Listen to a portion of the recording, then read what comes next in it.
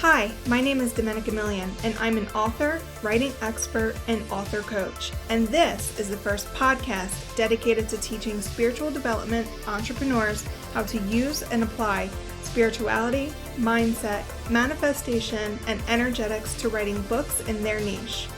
By writing books in your field of expertise, you establish yourself as an authority in your field, and that alone attracts high-paying clients, gets your inbox flooded with speaking gig requests, and creates more freedom and abundance in your life.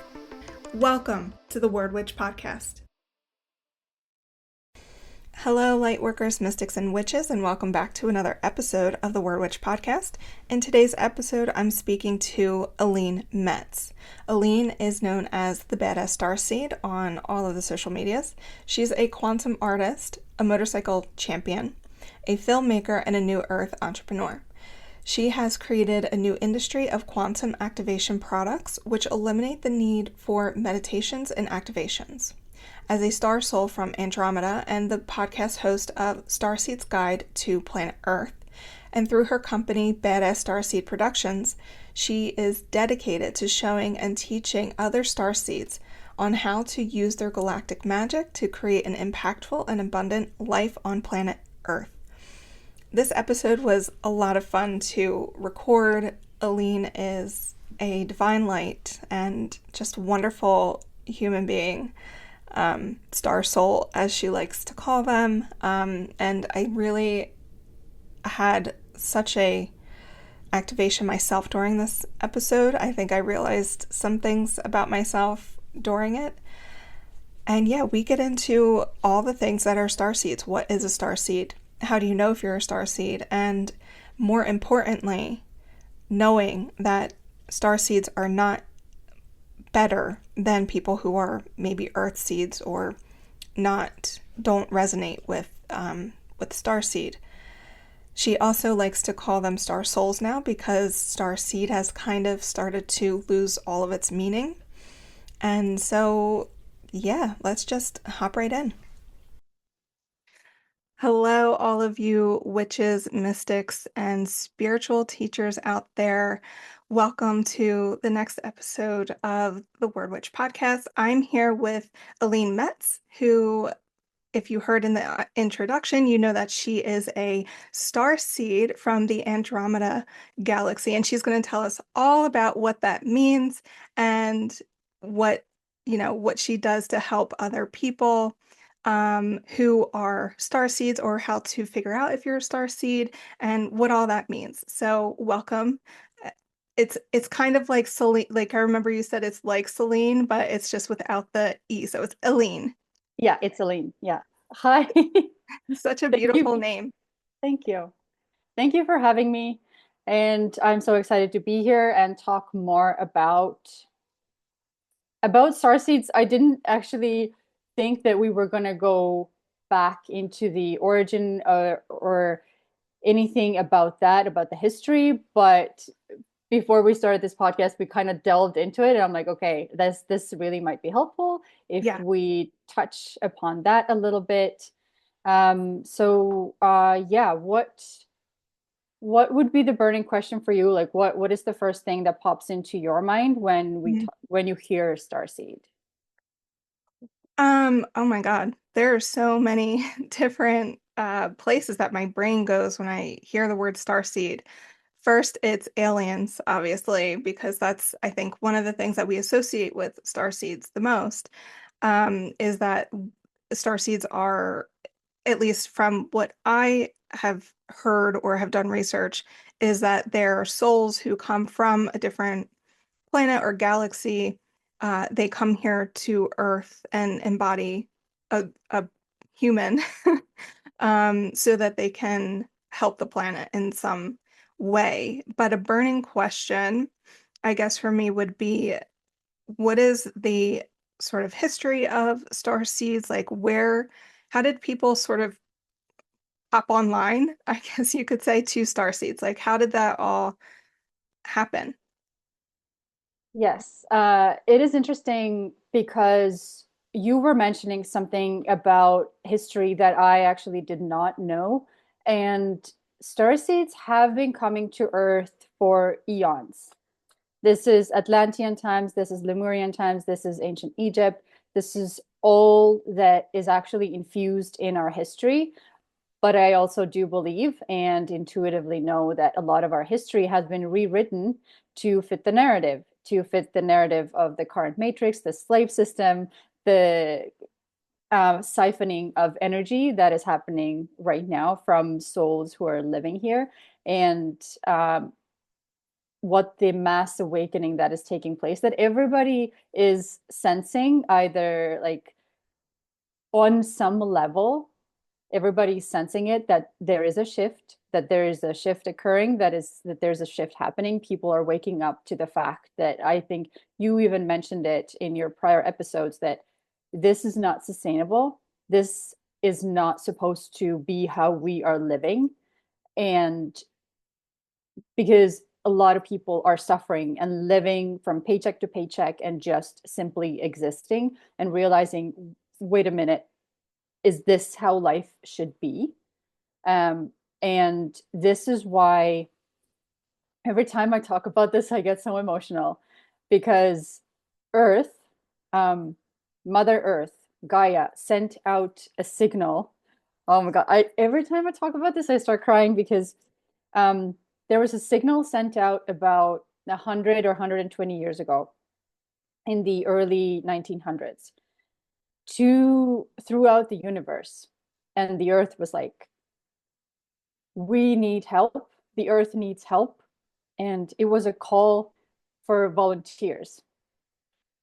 And there were millions who answered. And now there are three distinct waves that is happening after the call in the 1900s. And the first wave was people born um, around 1950s, 60s, 70s. Second wave starts with the 80s, 90s, and the third wave is now. Mhm. Um, and there were a lot of like pioneers and prospects like Nikola Tesla, Einstein, who came to bring us the new way of thinking, the new technologies, but a lot of them have been shut down. A lot of them were either vilified or just um, done away with because what they were sharing was too dangerous for the current powers that be. And now, with the second wave, the critical mass has been reached. The critical mass is the wave that everybody's feeling, the change in the energy. And I know there's a lot of information about star seeds online, and most of it is unfortunately incorrect because a lot of people want to profit off of it, monetize it, do all of these tests. Oh, like which star seed are you? Mhm. And I would say that being a star seed, it's not something to necessarily aspire to be. This, like, I would say the same thing about having a twin flame, because that is not something that you would want to look out for, because you do not realize how difficult the path is, like what it actually entails and the responsibility that you have with that.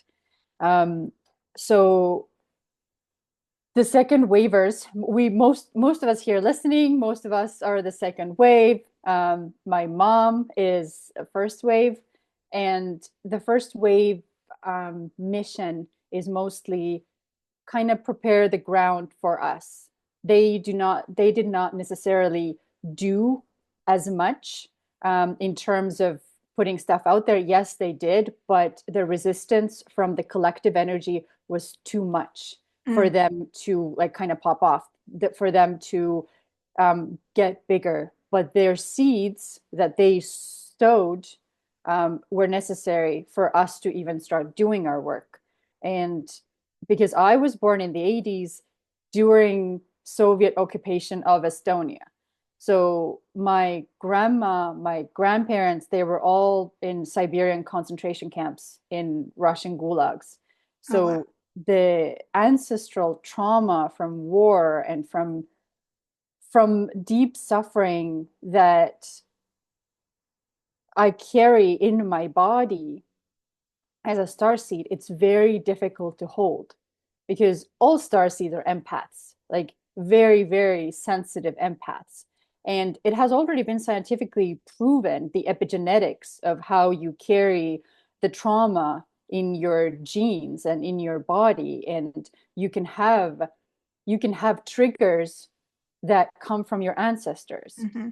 So when the Ukraine war happened, when Russia invaded Ukraine, I went into a full-blown panic. I had nightmares of people coming to my house and like I don't even want to get into like they were very, very, but that was the reality for my grandma.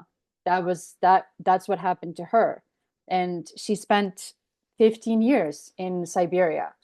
And if she hadn't escaped, I wouldn't be here. So it's my other grandma's whole basically their whole family was escaping. It is so funny because my dad's side and my mom's side, it was this kind of this my mom's side grandmother was sent to Siberia, and pretty much in the same week my dad's side family tried to escape to Germany, and through Germany they were headed to Canada. Mm. But the entire ship was torpedoed and they all perished. So Oh, all of that family uh, drowned. And I did not realize when I was 11 years old in uh, post-Soviet Estonia, when I said, I saw a DVD that my dad brought home, and that was from Vancouver Expo. And I looked at it, I'm like, I'm gonna move there. I'm gonna live in LA and I'm gonna spend my elderly years, well, 11-year-olds elderly. I moved here when I was 27, I think, 28. So I knew when I was 11 that I was gonna come here. And it was just 3 years ago when I actually delved deeper into my ancestral work to realize that I completed their journey. They perished on their way to Canada, mhm. and I was the one who completed the journey.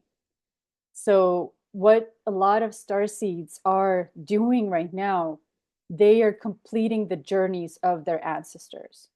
They're completing the journeys, they are ending the cycles because it requires a very, very strong and evolved soul to come through a very, very dark, a very difficult, challenging, trauma riddled lineage to come live through a lot of those patterns because a lot of them are going to be on autopilot throughout your childhood and actually and get into adulthood and realize, wait a minute, this is not mine. This is going to end with me. Mhm. And to transform that. So, this is part of the mission of the star seeds here because it almost requires this otherworldly energy to stop this train that has been chugging along for centuries in like siphoning energy from people and holding them in trauma loops and in fear-based patterns. So this is the change. And I'm not saying it in a way to say that star seeds are somehow special.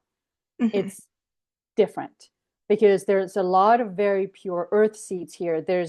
Um, there's angels, there's so many names and fairies and elementals. There's so many here right now with the soul mission to elevate Mother Earth and to get us into our power. So that was the short version of it. I'm trying to process because you just said so many things that resonated on a deep level.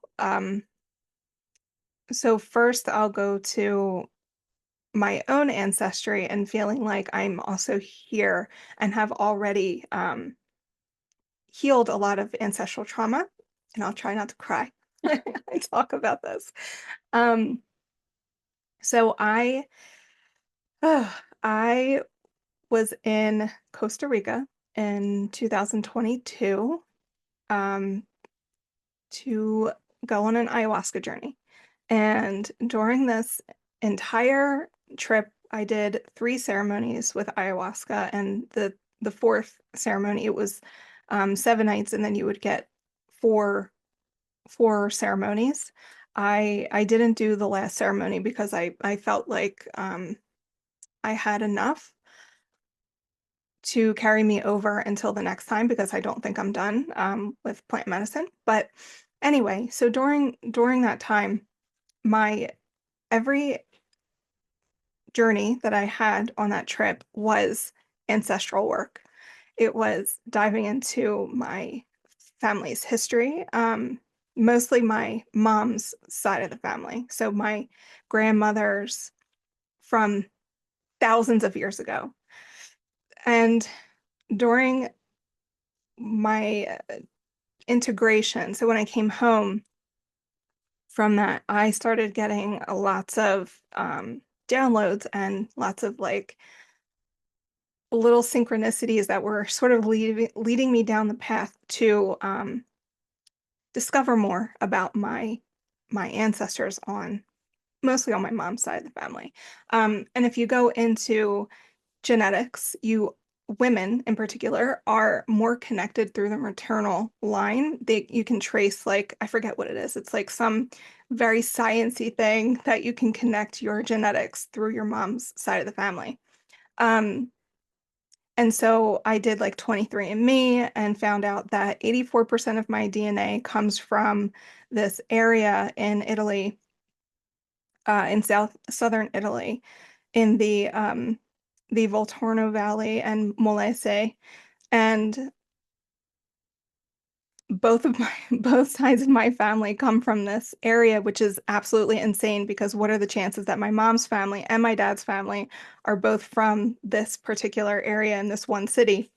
But anyway, so one night about 6 months ago, my husband and I were having dinner, and this little restaurant it's sort of like Italian infusion. It's very like, I'm surprised that they don't have any stars.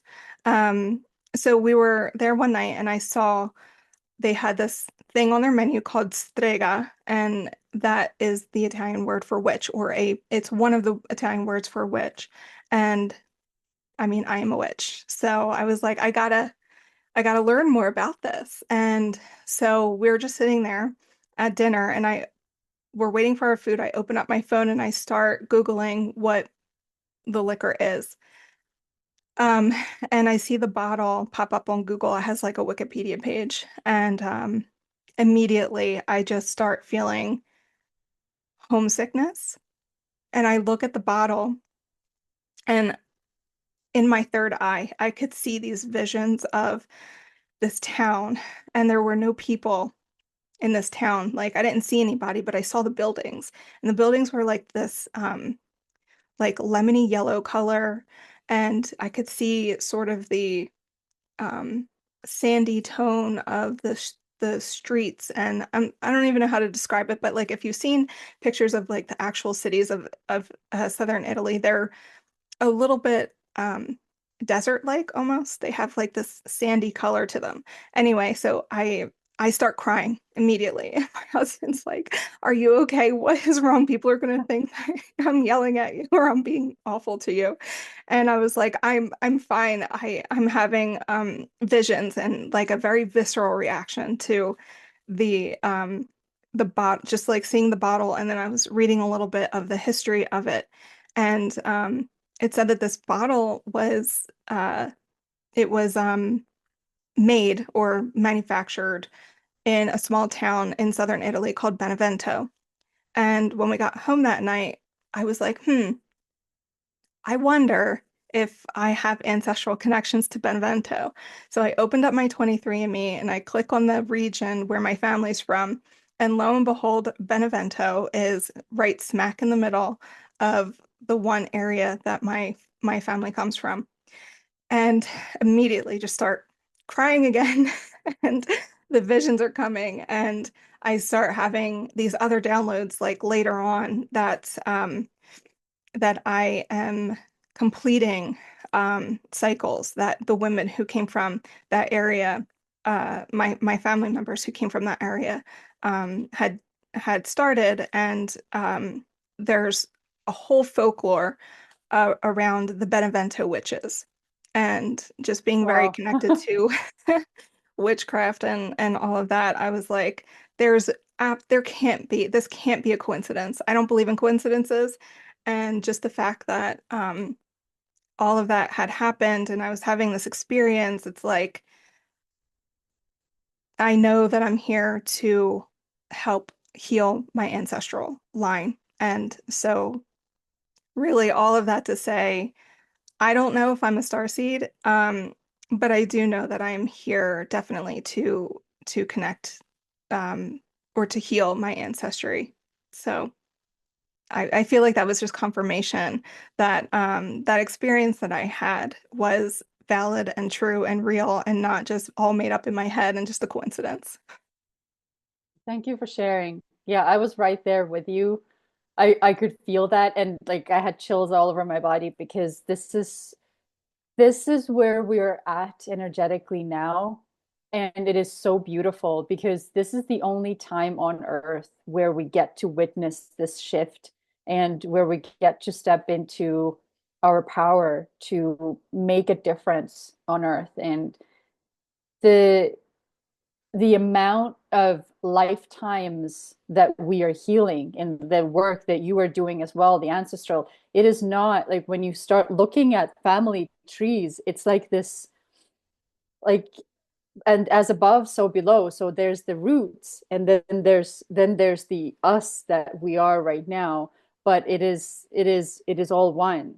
Hmm. So on a quantum level, you are doing this for everybody who came before you and for everybody who comes after you. Hmm. And it is such profound work. And this is yeah, this is why I want people to like it's not even important to the labels are not even that important, like as a star seed or not. I just choose to use it because this is a descriptor and it calls certain people, and they will recognize it right away. Sometimes it just invokes a curiosity, Hmm. and they're like, "Oh, tell me more. What is it?" Um, because I feel that in on a level, I am here as an ambassador to talk about this more because, and we talked about this before too, how it's a very aligned time and a very aligned podcast for me to come on as well because you support authors seeds who want to create something into the world or who want to it's not even want, it's a mission. Hmm. And I can say without a doubt that every star seed has a mission that involves helping other people. And whether it is through their art, whether it is through their volunteer work, their business, their creation, their music, whatever, their books that they write, whatever they are creating, the world needs right now. Hmm. And a lot of star seeds, unfortunately, because I've worked with hundreds of them now. Um, I worked, interestingly enough, a lot of first wave star seeds are finding me.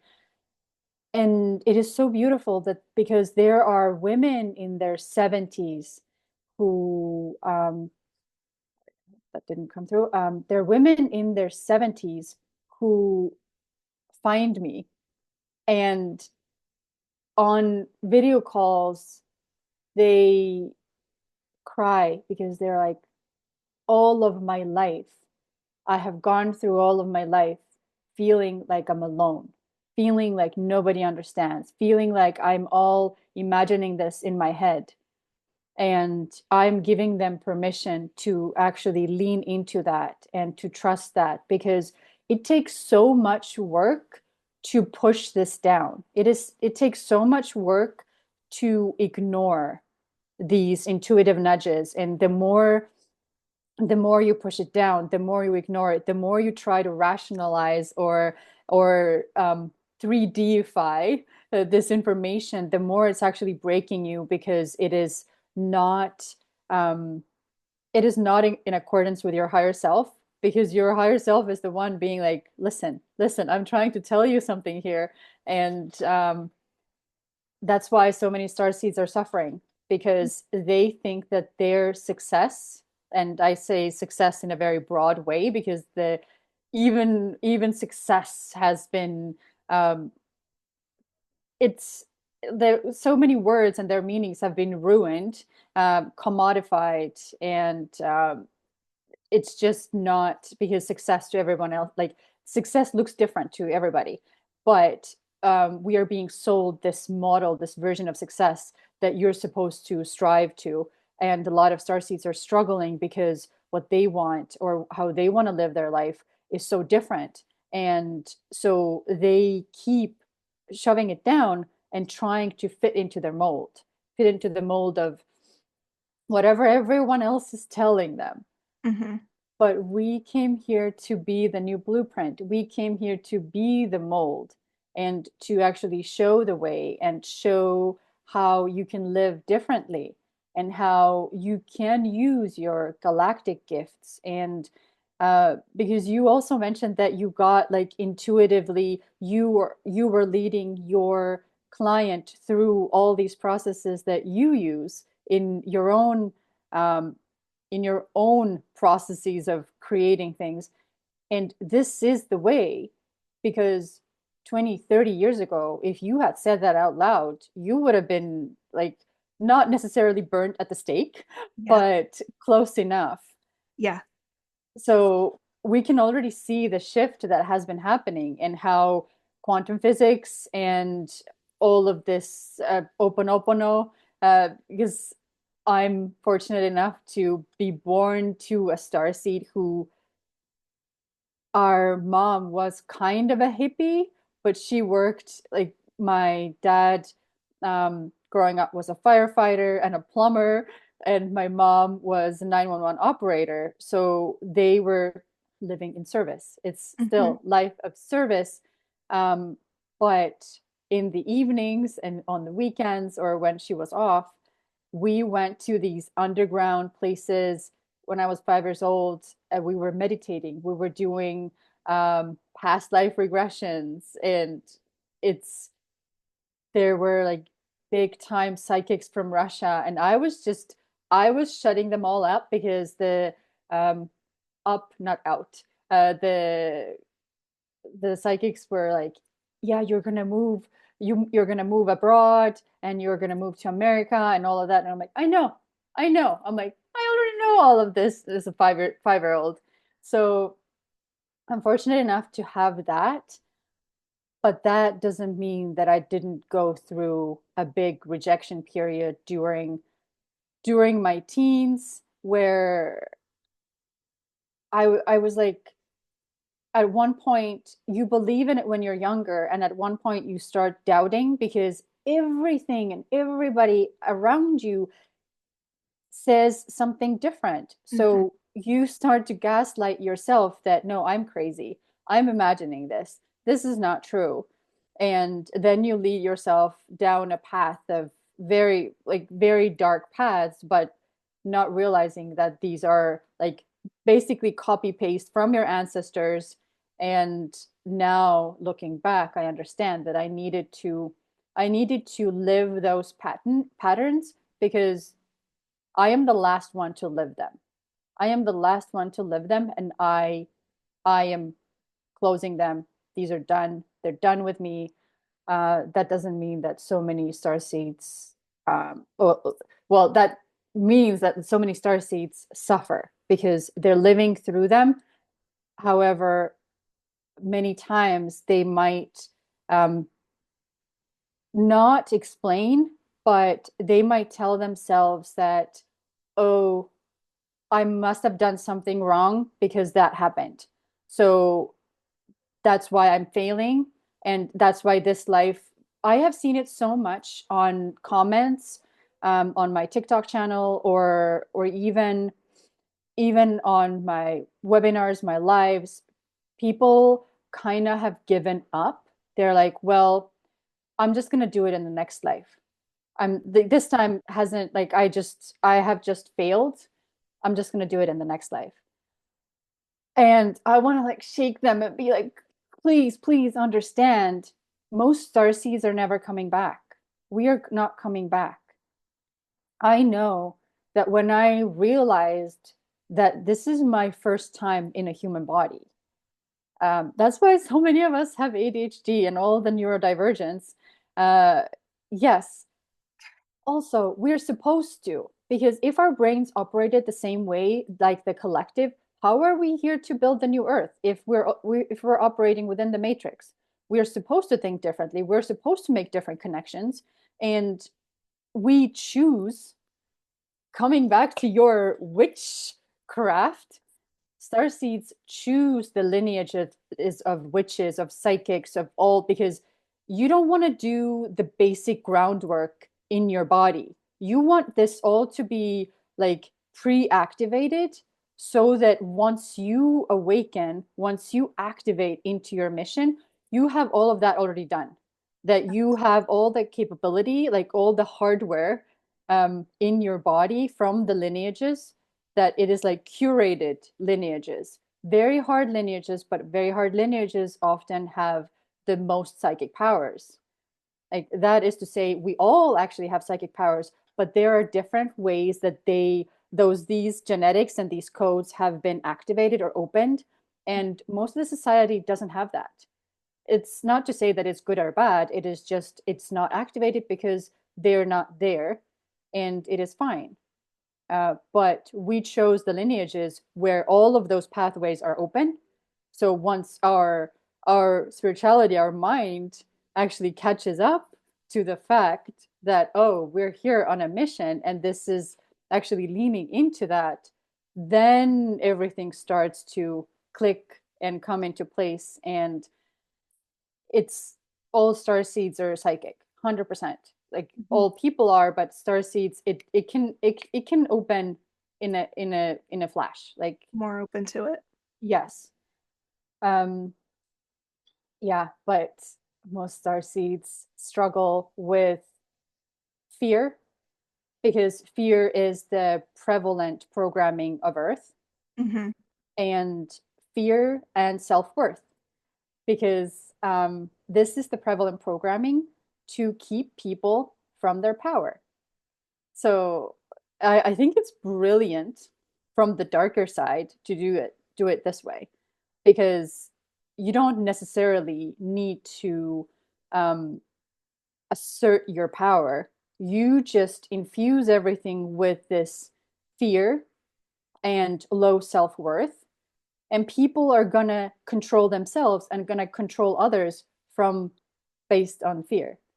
So they don't even need to do a lot of the work. They just infuse everything with fear. Yeah, And that makes so and much sense. Because I mean, and that makes me kind of think of like uh other tyrannical societies, other fascist societies, where their main mode of control is fear. And that kind of reminds me of religion too, right? Like making people afraid that they're going to go to hell if they do XYZ, which would keep people small and make them too afraid to speak out against, um, tyrants and things like that. But okay, hold on. I was taking notes as you were speaking because I was like starting to forget like the questions that I had for you. Okay, so going back to recognizing that you might be a star seed. So if you can, if you want to, just give like a little history about how you realized that you were, where you heard the term, and then like realize that that's what you were, and how other people might also maybe recognize in themselves that they're possibly a soul from a different planet or galaxy in as like a whole, and like what are the different types of planets and galaxies? I heard you say Atlantis, Lemuria, um, you're from Andromeda. So, like, what does that mean, and how can people recognize it in their own selves and also figure out which planet or galaxy that they come from? Okay, there's a lot. So, um, going back to when I was a child, I always knew that I wasn't from here. Like Hmm. on a visceral soul level. Because I was a medium, I could see souls, I could see different things, and I operated differently. I am so thankful again to my mom who let me sleep at home for 3 days a week. So I went to school 2 to 3 days a week throughout my entire schooling, and I went to kind of a private school. There was a lot of fights with teachers, like they wanted to kick me out because I didn't attend. However, sometimes I had to do, I remember one day I had 18 tests that I had to do in one day. I aced them all. And so I had supporters in my school who supported me because my grades were good. Hmm. So already as a child, I was rebelling against the system. I was rebelling against going to school every day. And my body, the same way as I mentioned before, like my body sometimes shuts down and I pass out and I sleep. So a lot of my childhood, I was at home, I was sleeping.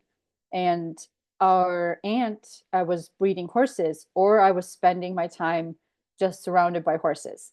So the animals are a very, very big thing. And you can also trace that to a lot of neurodivergence. A lot of that, it's not even indicative, but everything is so tied back to everything because when you are an empathetic soul, a lot of the times you resonate with animals and plants more than people, anyways.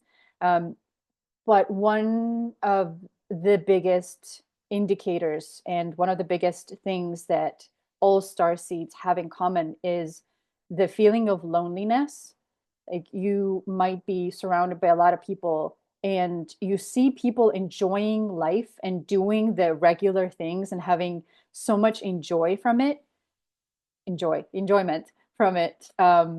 English is not my first language, so sometimes I invent two All good. words. Um, Getting so much enjoyment from it, and we don't realize you're like, I'm supposed to do that too, but I this is just Mhm. not offering me the same enjoyment. And a lot of the times it is to do with if someone's joy is derived indirectly or directly from somebody's suffering, because a lot of it is that, or if it's laughing at somebody. Um, we have such strong like strong sense of justice and strong sense of fairness and strong sense of truth and authentic truth that we cannot in good conscience we cannot laugh while somebody is suffering. And so this is also now, tiny detour, like my ADHD is like it's like all side quests only.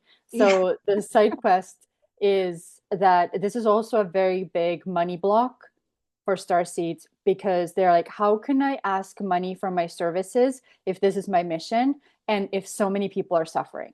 Hmm. And this is the biggest thing that I have tried to pass on to people. And it's like, but if you're suffering, they're suffering even more Hmm. because you need to get yourself out of suffering first so that you can model and show that to others. And this has been a very big lesson for me because how can I put out these programs? How can I create this and then ask for a premium price for it? But I don't know if you've experienced this, but whenever I have given a discount, whenever I've given something for free, it has come back to bite me because those people were not ready. They were not ready to do the work. They Yeah. were not ready to receive what I was offering. Yeah. Even though they told me stories, they were like, and I so felt for them. And I was like, okay, here you go. And then again, like I got reminded by the energies that the reciprocity, the law of reciprocity, the reciprocity was not there. And Mhm. you need to be energetically willing and able to hold the equilibrium, to hold the balance. And money is such a perfect representation because you said it in your money podcast episode that how can money be spiritual? You posed that question, and it's like money is spiritual because it is the physical representation of your own capacity to hold this energy. Mhm. And it is so I want because every star seed is has the codes to be a billionaire. Yeah. And imagine if all star seeds were billionaires, the world would be such a different place because we come from planets and galaxies where there is no money and things everybody does what they're very joyful about. Everybody's offering, and a lot of the stuff that here is done by people like on an hourly wage is actually there's automatic solutions for that. There's automatic solutions. So, and this is where we're moving to as well with the AI and stuff. I'm still kind of indecisive about AI because I see the benefits it offers, and I also see the big dangers that so it's a very double-edged sword. So I'm not even gonna go there. Um, but yeah, coming from the places where it is all soul-based, heart-based, and everything is like reciprocal and you're being in service and it's very flowy. However, there's a reason why the universe is experiencing itself through people on earth right now Mhm. because the dense this is so dense because earth is so dense. So imagine it's not even because as souls I have traveled to the place where souls are born. I have astral traveled to the place where souls are born. And it's this place of bright light, and all souls are born there. There's no division. Oh, you're a star seed, you're an earth seed. Mhm. Everybody is born there. We Mhm. all look the same. We all look like these tiny grains of rice, like these tiny white glowing grains of rice. And when I saw these laid out, like almost um like a under a glass, Mhm. I could see the thousands of lifetimes of every grain of rice like passing through them. And I Mhm. saw my grandma there and my children, and it's a lot of information to hold and process. And from there we just go everywhere around the universe. And earth, for a soul that is used to living in a energetically um, thinner, in a lighter place. And what I don't like about the current, because that's what happens, that's what human minds do, is we label stuff to understand. There's a lot of labeling in terms like star seeds and in the spiritual world, and some words they get ruined because it's like manifestation now. It's like it's kind of lost its meaning Yeah. because everybody's using it. And now when I created quantum activation tools, now everybody's using the word quantum, and I'm like, no, just um but there is no like, oh, you are higher or you're lower, or like I'm lower than you or you're higher than me. Like Hmm. this hierarchy, this doesn't exist. Like on a soul level, it doesn't exist. And what I find is really hurting starseeds. It's really hurting the narrative is when people are trying to pass the narrative that starseeds are somehow better, that starseeds are somehow like above earth seeds. There's no like, why do we want to create again this division? Because the division is based on fear and based on duality. Hmm. And because all of us are here, pieces of the universe experiencing itself. But coming back to the star seeds and why why I still use the term star seeds and why it actually is helpful at this point of time. I do feel it morphing. I do feel it. I have started to use the word star souls now because it is more descriptive. Because seed means yes, like it is even in my poetry manuscript, which is not published yet. So, like as you said, it's a manuscript, it's not a book. Like although I've already sold it, um, I haven't printed it like another topic. So it is done, but in there I also mentioned these seeds are now flowers. So they're not star seeds anymore, and we are star souls. Hmm. So star souls, one big indicator is also fascination with stars, with actual planets and stars, and astronomy, and um, studying astrophysics maybe, or quantum physics, and being interested in the metaphysical and knowing that there is something more, Hmm. knowing that this cannot be it. Because there are people who are very, very adamant that this is it.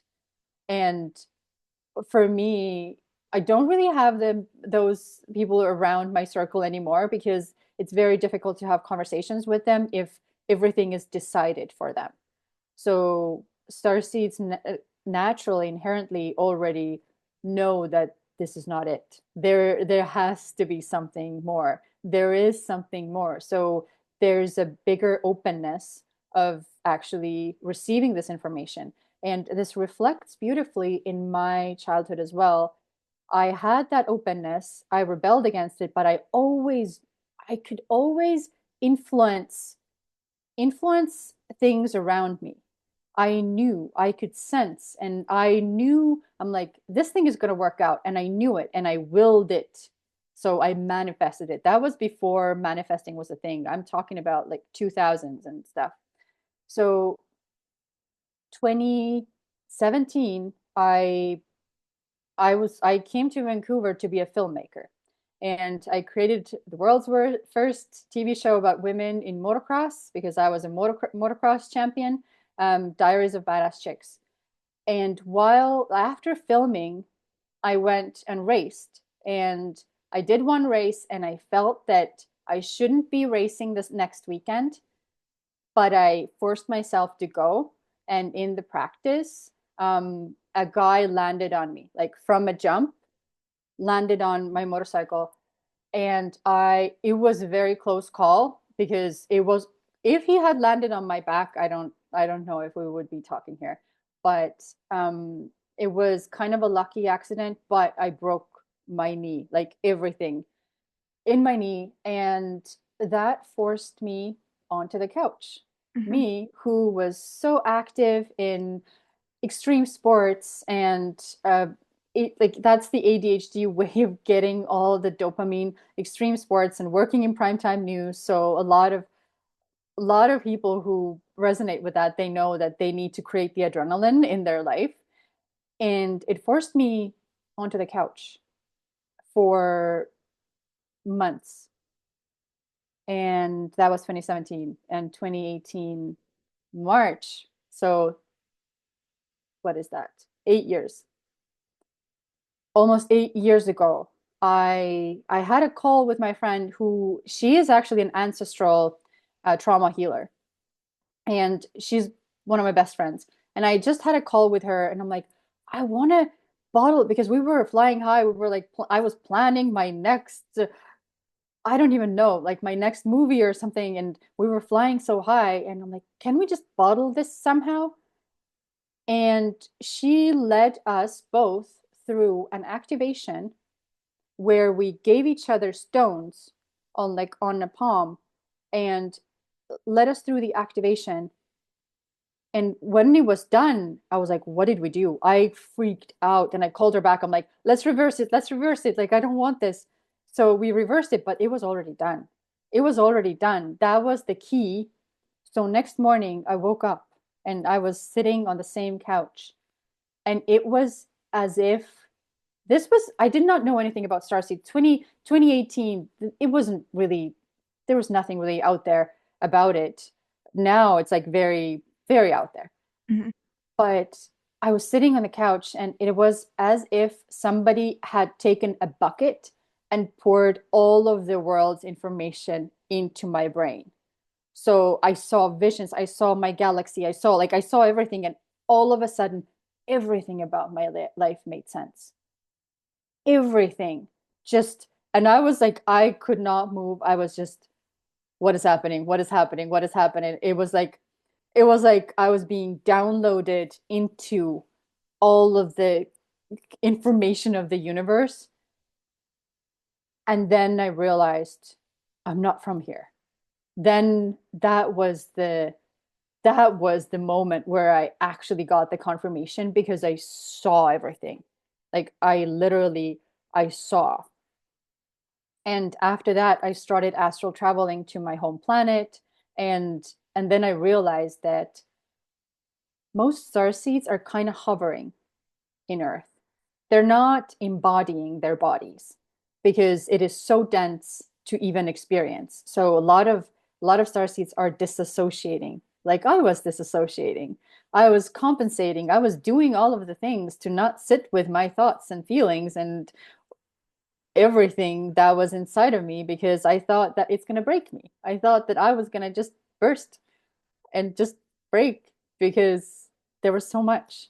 Like if you start thinking about everything that you've been through, like because there's most starseeds have very traumatic experiences happened to their body, Mhm. like as do I. And I was not even ready to talk about these things until a few years ago because you it's such a cliche and trope say like, oh, it wasn't your fault, but it does not undo it. Yeah, Like the knowledge of like, oh, it wasn't your fault, but it happened. right. And if somebody says that, oh, but it made you a stronger person. No, it didn't. Like I did that. It did not need to happen. It did not need to happen. And it did. And now you're here left to process something that if you're here for the first time as a soul, for the first time in a human body, and then something so visceral and traumatic is in your body, and plus all of it compounded from your ancestors because they probably relived it too, and now you like repeated it. How do you hold that? You don't even know how to hold that. You are not ready to hold that. So a lot of star seeds are hovering as Mhm. a soul, like their body might be touching the ground, but their soul is like just tethered just a little higher, just a little I higher. feel that. I feel that. I even before we hopped on this call, I was like, you need to ground into your body. You need to make sure that you feel like you're fully pulled in. And I didn't do it. I didn't do my grounding meditation because I was cleaning up from dinner and stuff like that. But um, always, I feel like I'm living here, and I don't feel totally embodied inside this like human vessel. And I feel like I also disassociate from my body a lot. Like I try, I'm uncomfortable in it. It sounds really weird, but I feel uncomfortable inside my body. Um, and just what you were saying about you know, the not being able to sit with it, like to sit with the traumas that you have gone through. I think that's why so many people have a hard time meditating because you're just sitting in silence or maybe with like some nice binaural beats or something like that. And you don't have anything to focus your attention on except for the conversation that is happening inside your head. Um, and I think people also feel like they're doing it wrong because they do hear the chatter in their head and they're like, well, I'm not doing it right. It's supposed to be silent inside my brain. I'm supposed to be meditating in order to not hear anything, but it's actually the opposite. You're supposed to be meditating to listen to the the things that are happening inside your head because they are messages and they are bringing you back to things that maybe you didn't heal from yet that you need to heal from. Um, and sitting with that pain is really hard. And I mean, I think it's a struggle for, people like us who are in the spirituality world. I even find it hard to sit and meditate because there's so many other things distracting, right? There's the phone that's sitting on the bedside table, or the TV that's in front of you, or your pets maybe, whatever it is. But to sit in the silence and let the downloads come through, because downloads, and it's funny that we use that word, right? But um, the downloads come when you are still. And that's why I think whenever we're in the shower, one, because water is a conductor. Mhm. And it's an intelligence, so it's helping to put you in a hypnotic state almost. And then that's where lots of great ideas come from. If you're a writer, you know that like a lot of your best ideas come from the shower. And it's because of that sort of like hypnosis that you're almost going into. The Mhm. rhythm of the water splashing against the shower and the way that it feels going down your body, it embodies you. It pulls, it's almost like Yeah. it pulls your spirit back into your body.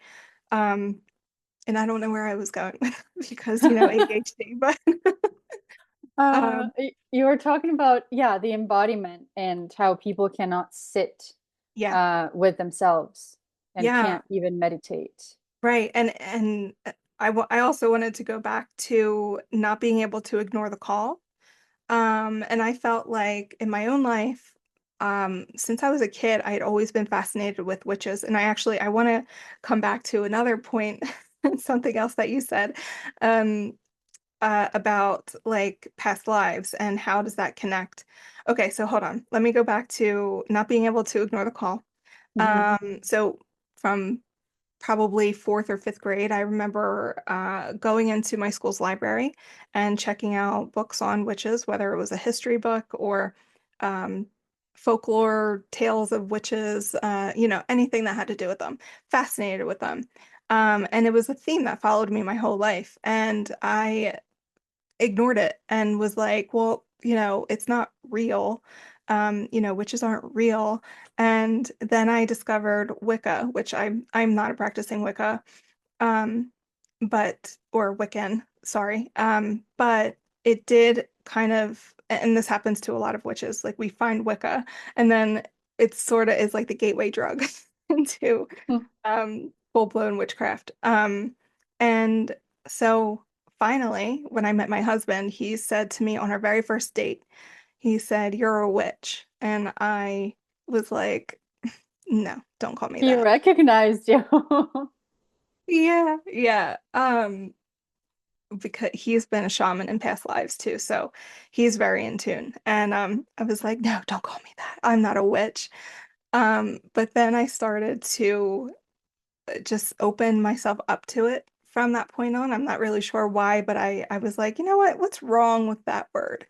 And then I started listening to podcasts of people who were reclaiming the word, and um, it resonated so deeply that I was like, okay, maybe it's time for me to accept that this is what I am and this is what I've been doing since I would say I probably really started practicing when I was maybe 18 or 19.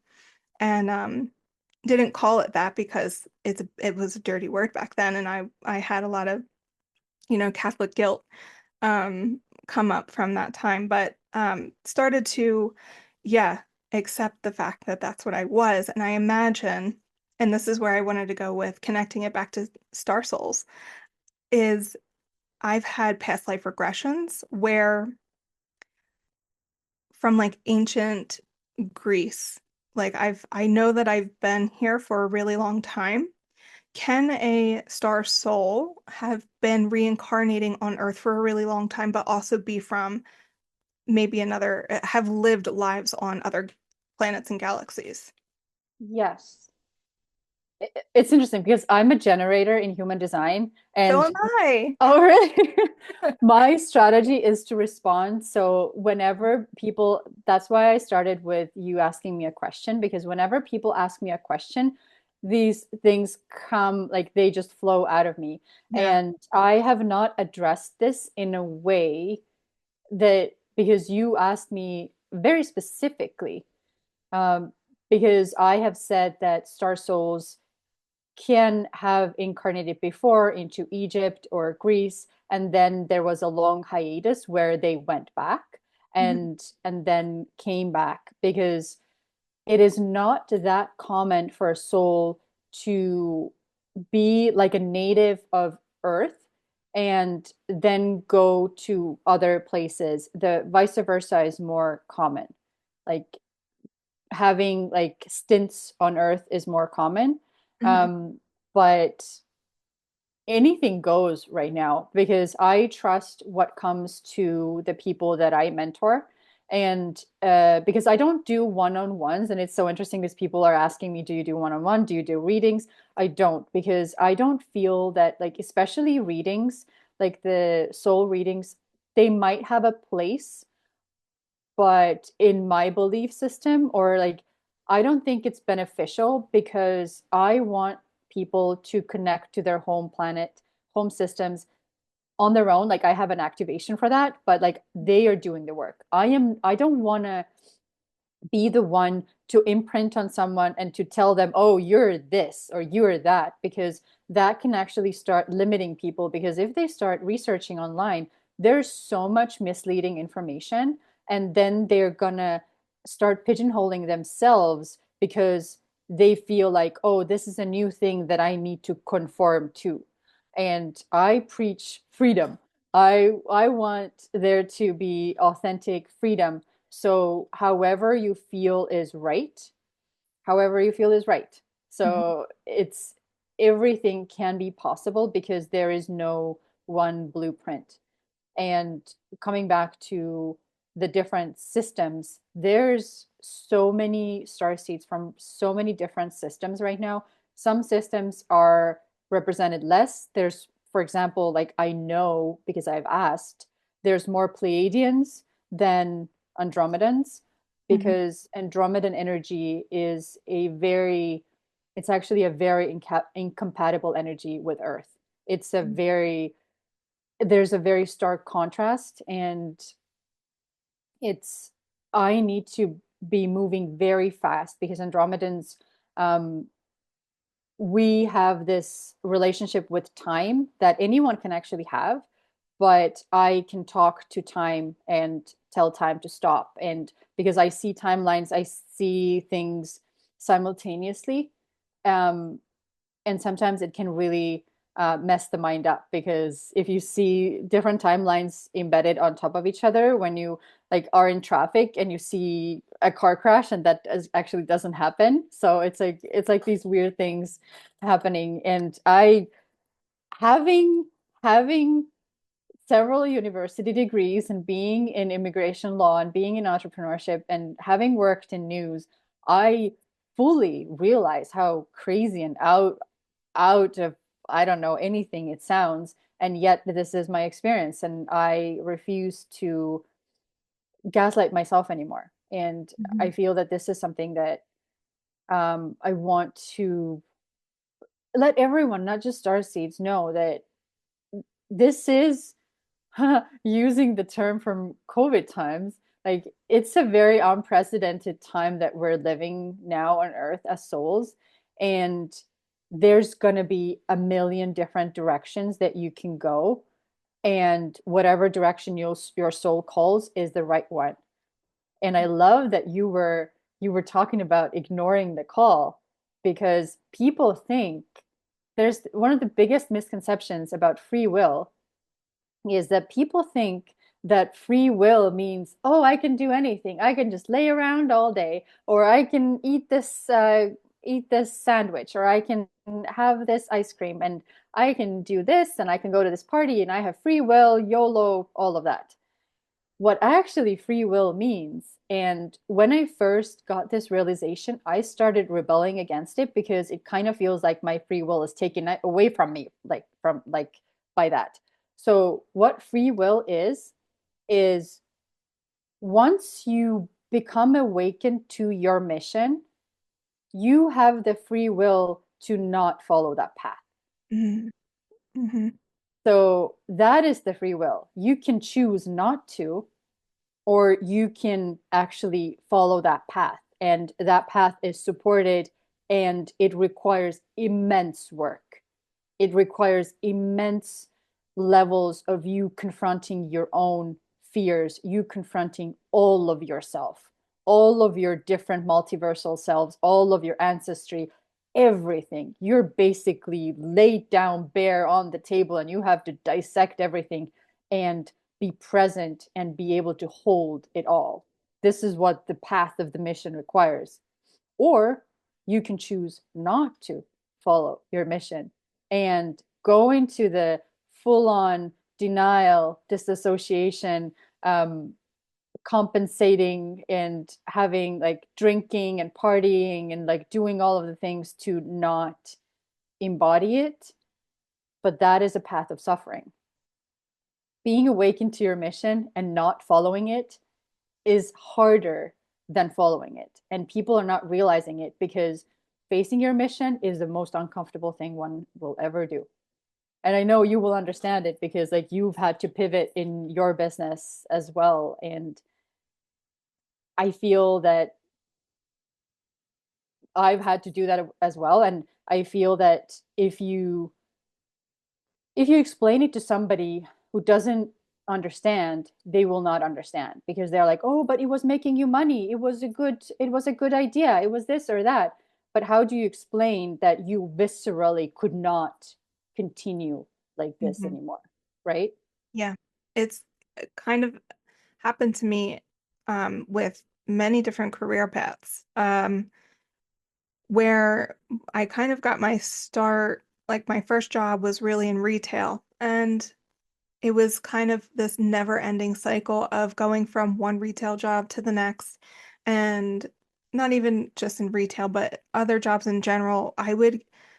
Oh, this was such a pattern for me. I would get stuck in jobs with really shitty bosses, and my being could not be there anymore. Like I would wake up one day and I would know in my body, this is the last day for me to go into this job.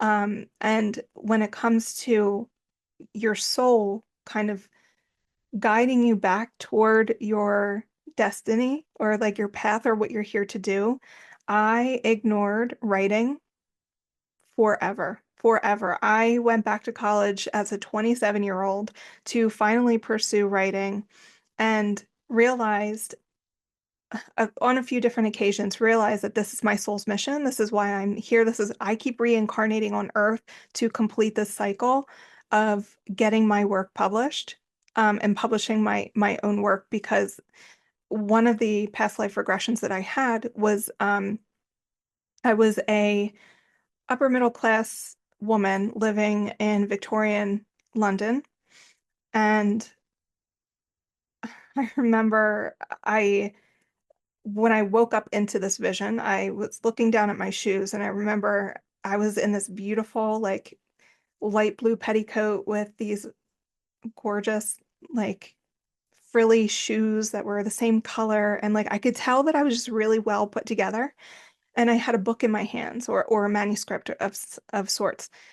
And I walked into this publishing house or this building. It was a printer. And I was going to pitch my book, and something traumatic happened after I walked in and we were alone and um, something traumatic happened that happens to many women, especially um, when they tend to be, uh, what's the word?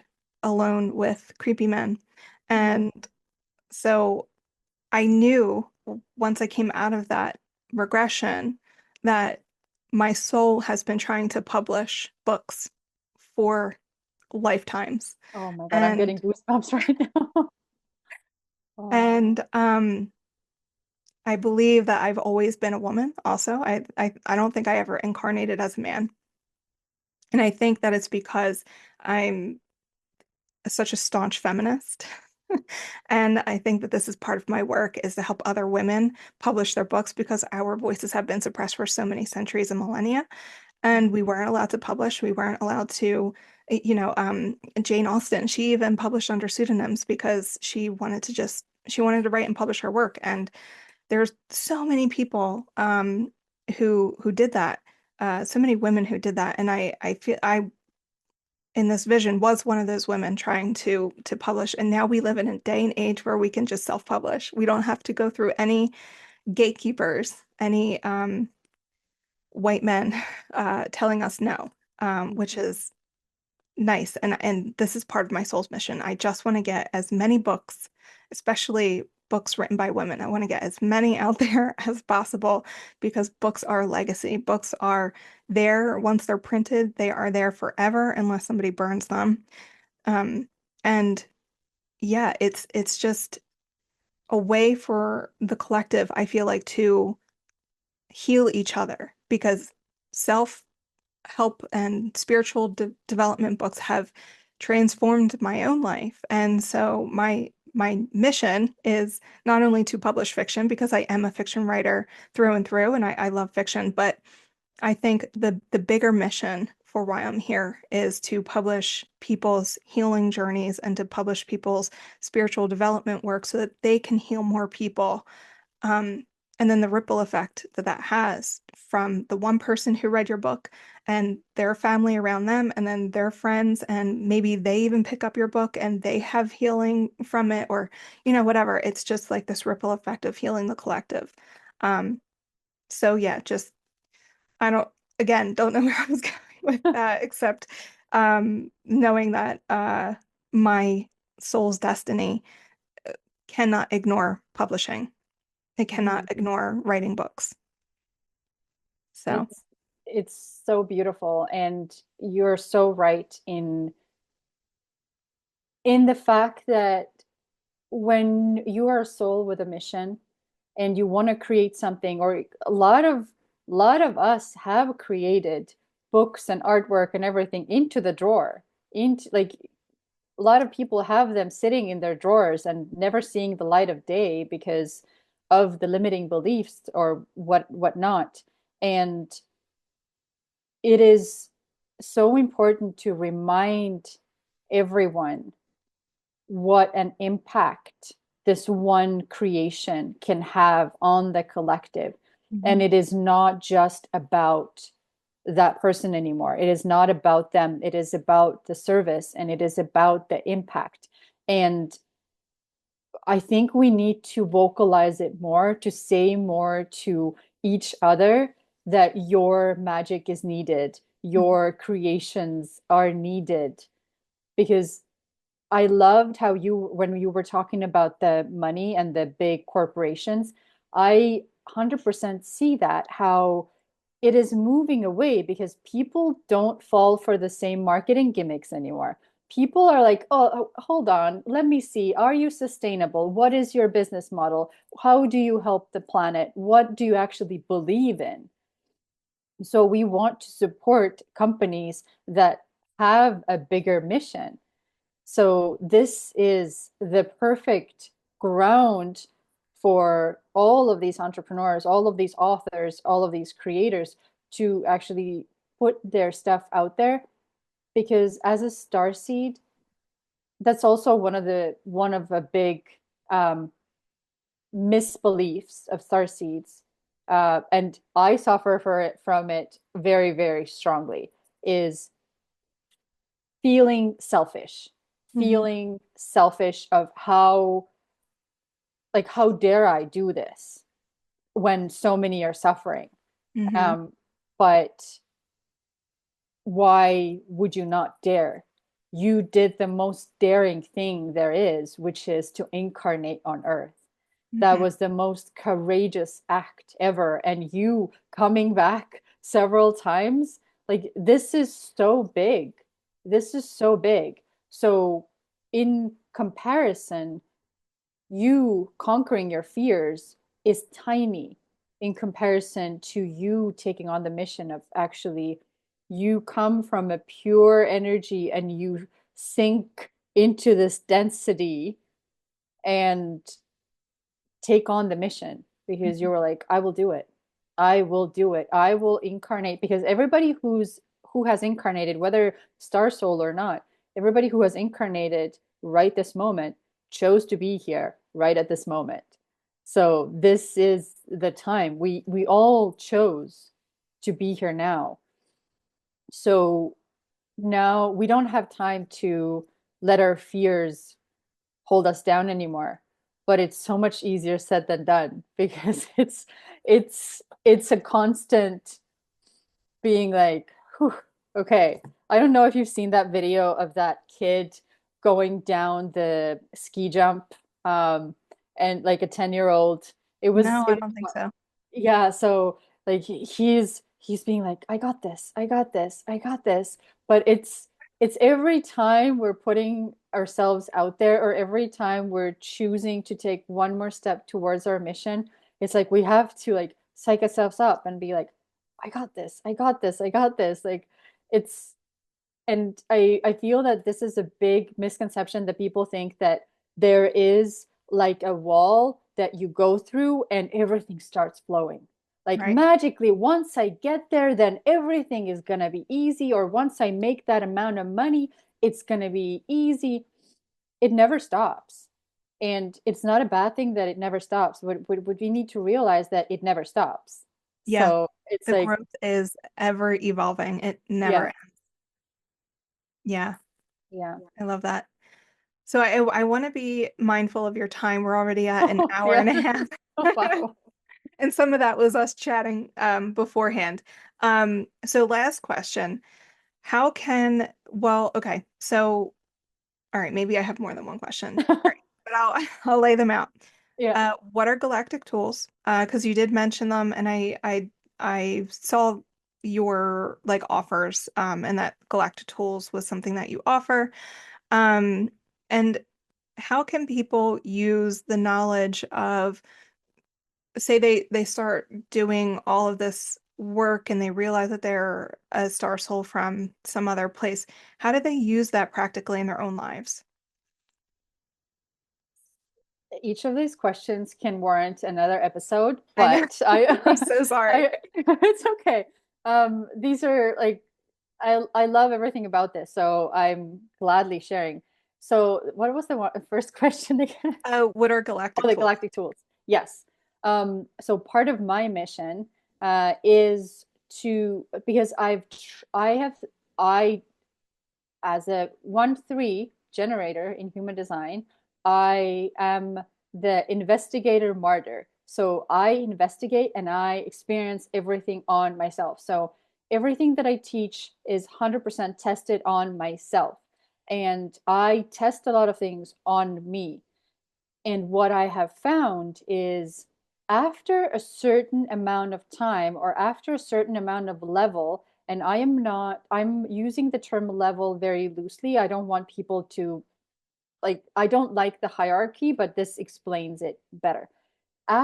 Because when you get into a more intense states of activations, because there are meditations and there are activations. The activations are more like you actually go into your DNA and do something. Meditations are more on another brainwave level, but activations are actually, you can recode, you can go and visit your home planet and actually draw energy from your own home planet. And when I started doing quantum level stuff, which is I went to Estonia after 8 years. I had put it off so long, and I'm still traumatized from being there because there was a lot of things that happened. Or we had to put down our family cat, and I was holding her in my arms, and it's like there's so many things that happened there, but I went there with the sole intent, and I knew that I had to go there because I was not able to anchor the next level timelines that I was moving into without going there and doing the work. And what the work was quantum encoding, which means I deleted my childhood. Mm. And I know that people can be like, "Oh, but like why did you delete it?" On a quantum level, you cannot experience childhood and not leave anchors there, because especially if you're a star soul who has come to rewrite the lineage or stop some sort of cycles, Mhm. everything that you experienced in the childhood, a lot of it has a, for example, this is one example, has a longing pattern. So you long for your home planet, and you long for a time when this all is over. But this longing pattern, in a way, starts to write a code for your entire life. And that can manifest in a way where you constantly put things off. You are constantly waiting for someone to come and rescue you. You're constantly hoping that somebody's going to get you out of the situation, or one day I will. One day I will publish this book. One day I will write this book. One day I will do this. And it cannot be like with conventional tools, you cannot recode it. Mhm. You like it's such a struggle, and it can take so long. So did this, I did the process there, and it threw me physically into such a violent process for the 6 months. And but when I was there, I realized that there are some activations and some processes that even the ancient Egyptians and like ancient Greeks, and they knew this, and this is in folklore as well. You need to infuse these into an artifact because a human body cannot hold the intensity of it. Mine, like, totally, I had very, like, um, not pleasant experiences, and I was really struggling. And then I realized it's because I was trying to hold it in my body, but human bodies are very, very fragile. As you know, we're so fragile Yeah. that we're not supposed to hold. And there are technologies out there. So this is why it's important for this is actually replying to both questions, because star souls are here to bring those otherworldly energies to Earth. Mhm. So it doesn't necessarily mean like, okay, I'm going to create alien technology. No, everything that they think about, everything that they create in music, in books, it's already infused with their energy. So it's already activating, it's already carrying those codes to people. Mhm. And there are people who actually create specific tools. So this one, if you're watching the video, then you can see. So Yeah. this is a torsion field harmonizer, and this was actually created by a Russian um, uh, enigmologist. But unfortunately, since he was against the regime, like he was taken care of, so he doesn't Oh exist God. on this earth anymore. But he left us with the drawings, and this is basically this is like a torsion field. Like this is constantly cleansing this energy in my house. I have like several of them, and what it also does, um, I'm interested to hear if you can sense this, or like energetically, because these are representing the chakras. And Mhm. every time like I hold this, even if somebody holds it, it just bursts your throat chakra open. Mhm. And it is like your voice even changes because it Yeah. starts to come from a very deep place. And and the because this is not my technology, my mom actually makes them, my mom and her husband makes them in Estonia, but this is the quantum field encoding device. And uh, it is this is one of the last days that this is intact because um, the way that it works is I encoded it with the activation, Mm-hmm. and I know that this is Andromedan technology because there's quantum code and like all the light language on top of it, and I encoded it with this childhood deletion codes, and it's gonna be cut into 10 pieces, and the 10 pieces are gonna go all over the world to people who feel that it is theirs. And every encoding every piece, like you can put more activations on top of it, and encoding one piece encodes all the others. So it is on a quantum level. Mm-hmm. It is, and the first piece is actually going to Australia, Oh, wow. and it was thanks to TikTok because I posted this on TikTok, and I firmly believe that we are supposed to use these tools to get the word out. Mm-hmm. And people will recognize the energy, they will recognize what we're doing. Even if this sounds so outrageous, even if you've never seen anybody do it, I say to everyone, do it. And even if people want to turn what a book looks like to their on their head, in the sense of, because I have friends now who are putting their own illustrations and poetry and even fiction, like whatever, in their books, and they're self-publishing them. And I'm like, this Mm-hmm. is so beautiful because it is like an anthology of codes. And this, like my book, From Sky to Infinity, is poetry, which is activation poetry. And I have light language illustrations. I have star glyphs in that as well. And with the star glyphs, like this is the galactic activation key, which have a specific purpose to, because what they do, like it goes through your retinas, it goes through your eyes, Mm-hmm. and a lot of the times these things kind of start to become alive. But what they're designed to do, it is art. But what is designed to do, it's designed, like the way that the light language and everything is put together, it is designed to unlock the codes and to help you remember. Because everything that I do and everything that any other starseed creates, it is designed to send out tiny signals of your true sovereignty, your true power, your true voice and authenticity. And this is what changes the world, I believe, because we kind of need to crumble the system from the inside, and we cannot do it from the outside, and we cannot do it from the place of, oh, they are bad, they need to go. We can't do it from there because then we're at their level. Mm-hmm. What we can do is we can stand in our truth, unwavering, in our authority, in our authenticity, even if everybody else is telling us, oh, you're crazy. But if you stand there for long enough and you show your joy and you just create and create and create, then people are, if one person stops and they're like, what are you doing? It's just, it's like you said, also it's a ripple effect. Yeah.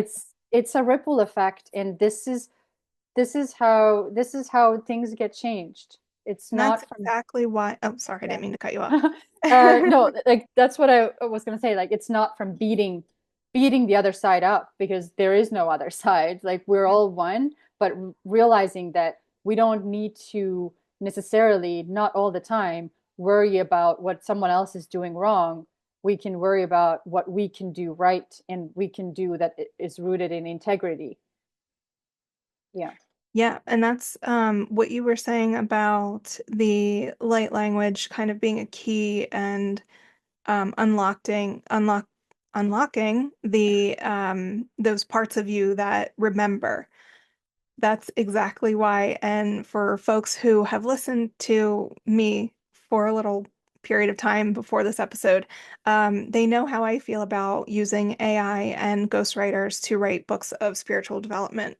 Um, and it goes along with the fact that your voice, even if it's written down, like the way that you write is encoded with your particular energetic signature, that 100%. only a human being or a soul can infuse into those words to put them on the page in a particular way so that the person reading receives that energy. And AI cannot do the same thing that a human being can do when it comes to transference of energy. And the one thing I will say about AI is I'm not totally 100% against it. I think you can use it in strategic ways to help you organize your thoughts and to brainstorm. But then when it comes to actually putting words on page to form the meat, I call it the meat of your book, the actual content of your book, that needs to come from you. Um, and that's why you can't use a ghostwriter because then their energetic signature is going to be imprinted onto the page and not yours. Or it's going to be this weird sort of mixture because in order for a ghostwriter to write the person's book, they have to give like an interview back and forth. And so there might be little pieces of you in there, but it's not going to be completely pure. It's not going to be 100% you. So I love that that artwork is kind of the same thing where I mean, what are words but just glyphs of artwork, right? They're Mhm. just these little representations, symbolic representations of sounds. And yeah, I love that so much. And I'm definitely gonna, after we jump off this call, I'm gonna do like a whole deep dive into your galactic tools and all of that stuff because I want to unlock the codes and find out where I come from.